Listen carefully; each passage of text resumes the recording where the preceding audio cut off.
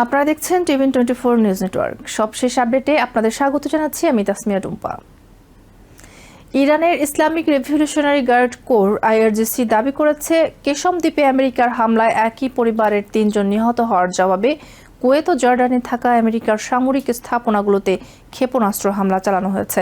একই সঙ্গে বাহরাইনেও একটি আমেরিকান ঘাঁটিকে লক্ষ্য করে হামলার দাবি করেছে ইরানের সেনাবাহিনী। অন্যদিকে প্রেসিডেন্ট ডোনাল্ড ট্রাম্প ইরানের হামলার পর আরও কঠোর সামরিক পদক্ষেপের হুঁশিয়ারি দিয়েছেন। আইআরজিসির এক বিবৃতিতে বলা হয়, কেশম দ্বীপে আমেরিকার হামলায় এক দম্পতি এবং তাদের 2 বছর বয়সী সন্তান নিহত হওয়ার পর পাল্টা জবাব হিসেবে কুয়েত ও জর্ডানে থাকা আমেরিকার সামরিক ঘাঁটিগুলো লক্ষ্য করে হামলা চালানো হয়েছে। একই সময় কিশ দ্বীপ, বুশেহর এবং কুজেস্তান প্রদেশের 4টি স্থানে বিস্ফোরণের খবর পাওয়া গেছে। পৃথক এক হামলায় জানজান প্রদেশে আইআরজিসির 3 সদস্য নিহত হয়েছেন বলেও জানিয়েছে ইরান। কুয়েত সরকার জানিয়েছে দেশটির উত্তরে একটি চাইনিজ কোম্পানির ভবনে ইরানি হামলায় অন্তত 1 জন কর্মী নিহত হয়েছেন।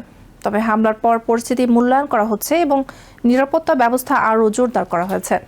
ইরানের সেনাবাহিনী দাবি করেছে বাহরাইনের শেখ ইসা ঘাঁটিতে থাকা আমেরিকান সামরিক সম্পদও তাদের হামলার লক্ষ্যবস্তু ছিল। তবে এই হামলায় ক্ষয়ক্ষতির বিষয়ে স্বাধীনভাবে কোনো তথ্য নিশ্চিত হওয়া যায়নি। এদিকে ইরানের পররাষ্ট্রমন্ত্রী আব্বাস আরাকচি মিশনের দামিয়েত্তা বন্দরে 2টি জাহাজে ড্রোন হামলার ঘটনায় উদ্বেগ প্রকাশ করেছেন। তিনি সামাজিক মাধ্যমে বলেন, মিশরের নিরাপত্তা ইরানের কাছে অত্যন্ত গুরুত্বপূর্ণ। তার দাবি, এই ধরনের ঘটনা আঞ্চলিক শান্তি নষ্ট করার জন্য পরিকল্পিত ফলস ফ্ল্যাগ অভিযানও হতে পারে। যদিও এ দাবির পক্ষে তিনি কোনো প্রমাণ দেননি। মিশর জানিয়েছে দামিয়েত্তা বন্দরে 2টি জাহাজ ক্ষতিগ্রস্ত হলেও এখন পর্যন্ত কোনো পক্ষ হামলার দায় স্বীকার করেনি।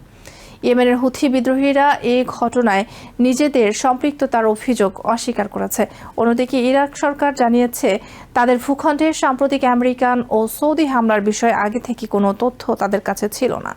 সরকারের মুখপাত্র হায়দার আল আবুদি বলেন, ইরাকের ভেতরে কোনো নির্দিষ্ট লক্ষ্যবস্তুতে হামলার অনুমতি সরকার দেয়নি এবং হামলার আগাম তথ্য তাদের কাছে ছিল না।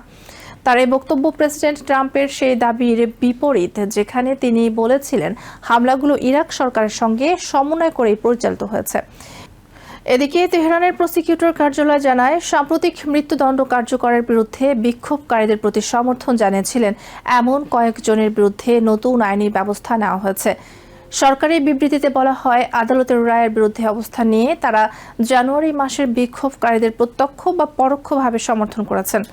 কতজনের বিরুদ্ধে মামলা হয়েছে তা জানানো হয়নি। মানবাধিকার সংস্থা অ্যামনেস্টি ইন্টারন্যাশনালের তথ্য অনুযায়ী চলতি সপ্তাহে ইরানে 2 বিক্ষোভকারীর মৃত্যুদণ্ড কার্যকর করা হয়েছে। এর আগের সপ্তাহেও আরও 3 জনকে ফাঁসি দেওয়া হয়। সংস্থাটির দাবি, 2026 সালের শুরু থেকে জানুয়ারির আন্দোলনের সঙ্গে সম্পৃক্ত অন্তত 26 জনকে নির্বিচারে মৃত্যুদণ্ড দেওয়া হয়েছে। একই সময় গাজায় উত্তেজনা অব্যাহত রয়েছে।